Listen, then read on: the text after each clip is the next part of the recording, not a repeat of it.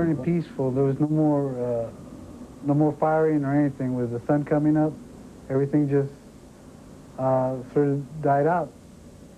And then about 7:40 that morning, in fact, 7:43 that morning, we got the word, ceasefire, ceasefire. This is one thing I never want to have to do again. It's not as easy as just drawing that arrow on that map. I never want to go back to that desert if I don't have to.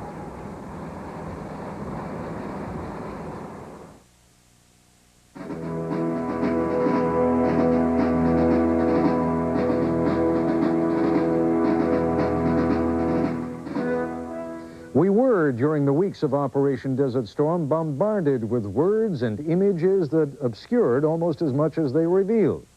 How many Iraqi troops, for example, were deployed in what came to be known as the KTO, the Kuwaiti Theater of Operations? The Iraqis had 623,000 people approximately in Kuwait. And how many of those men would ultimately be killed by Allied forces? The Pentagon's Defense Intelligence Agency issued an estimate after the war, a very rough estimate, of about 100,000 Iraqi dead. Now, understand that in modern warfare, the normal ratio of wounded to dead is 3 or 4 to 1. If the DIA's estimate of roughly 100,000 Iraqi dead is correct, then there would have been 300,000 to 400,000 Iraqi wounded. Consider those numbers one more time. Over 600,000 Iraqi troops in the Kuwaiti theater, 100,000 dead, 300,000 to 400,000 wounded. As many as 5 out of every 6 Iraqi troops either killed or wounded. The estimates we heard during and after the war were, we now believe, way off. Focus, for example, on one of the most enduring images of the war, the destruction of a seemingly endless Iraqi mechanized column fleeing on the road north out of Kuwait. The key to the destruction of that column was a new piece of equipment that had been under development for some time, but was rushed to the Middle East when war appeared imminent. J-STARS, an airborne package of sophisticated radars that illuminates and tracks ground vehicles even at night. On the last night of the war, a targeting group, led by then Major John Feely, using J-STARS, noticed an enormous amount of movement heading north on the road out of Kuwait City. General Schwarzkopf didn't want to fight or bomb the Iraqis inside Kuwait City, so he decided to let them leave, banking on the ability of his air power to trap them later on the road north. It was a nasty night, too. There wasn't a lot of light. But we did know exactly where the target was. We knew exactly where the road was. And we slammed those targets into those guys, and they took off and hit it, and then hit it all night long. And we hit the jackpot. For the Iraqis on the ground, it must have been a nightmare. If it's raining and you've got the sandstorm going, and you are moving up this road with all these vehicles, and then all of a sudden the entire earth explodes around you, everywhere. I mean, the confusion, the panic, even the direction to run is maybe hard to know. And that's how we hit them. And we just unloaded. But in fact, when it was over, surprisingly few casualties were found, what appears to be a tribute to both the efficiency and the humanity of those who planned the air attack on the convoy. They hit the lead vehicles, blocking further progress into Iraq. They hit the end vehicles in the column, blocking any retreat back into Kuwait. But before they strafed the column itself, destroying the vehicles trapped on the road, the troops, driving and being carried north, had plenty of time to evacuate and flee, which would explain why so few Iraqi bodies were found on or near the road after the attack, even though the road was jammed with miles of wrecked Iraqi vehicles. ABC's military analyst during the war, Tony Cordesman, walked the road several days after the raid. When you examine it on the ground, vehicle after vehicle is filled with abandoned loot. There were no casualties, no blood stains, and no corpses. Rather than being a road of death, it was simply a road of abandoned loot. Indeed, the much vaunted Iraqi army itself turned out to be much less than the commanding U.S. general had publicly estimated. Perhaps General Schwarzkopf had been playing public mind games with his estimate of 600,000 plus Iraqis in Kuwait.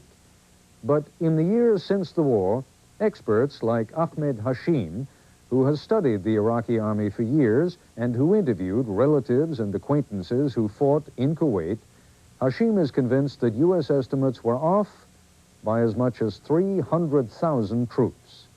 Those estimates, he believes, were based on the assumption that Iraqi military units are the same size as their American counterparts. They are not. Further, says Hashim, Iraqi units in Kuwait were nowhere near full strength. I think by the time of the ground assault on February 24th, I don't think there were more than 250 to 325,000 Iraqi troops in the Kuwaiti theater of operations. A lot of units had suffered desertion rates of between 30 and 70%. A lot of troops took advantage of the great breakdown in command and communications and control between divisions and between Baghdad and the Kuwaiti theater of operations, and literally just took off home.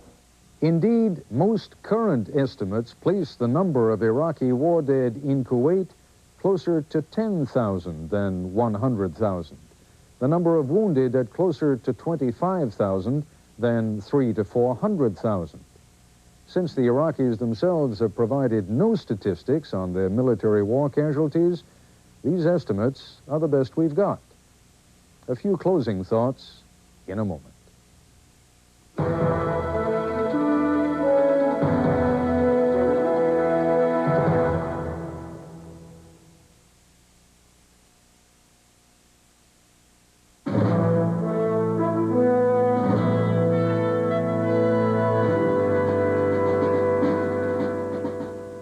I'm not altogether sure that there's anything we've told or shown you tonight that would have made much difference had you known about it during Operation Desert Storm.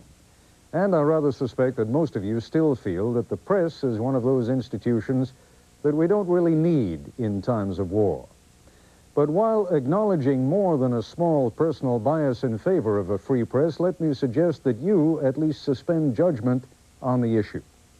It seems unpatriotic to raise serious questions when our country is preparing to go to war, but it isn't.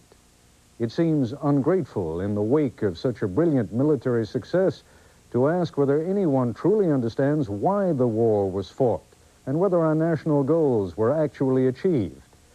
But wars are not like diving competitions in which scores are awarded on the basis of technical competence. They are a nation's last resort for achieving a series of essential goals. Did Operation Desert Storm do that? Did we ever even identify precisely what goals the United States sought to achieve by going to war? Those are the kinds of questions that must be asked again and again in a democracy, before, during, and after a war. If we fail to ask, we may grow too intoxicated with the pure technical skill of battles well fought, without even understanding whether the war was necessary. Once again, our special thanks to U.S. News and World Report, whose book, Triumph Without Victory, comes out next month.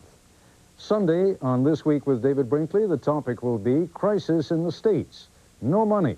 The guests will include Governors Pete Wilson of California, Lowell Weicker of Connecticut, and Jim Florio of New Jersey.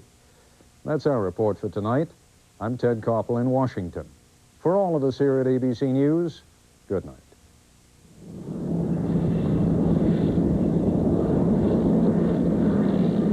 This has been Nightline. If you wish a videocassette version of Nightline, the cost is $14.98 plus $3.95 shipping and handling.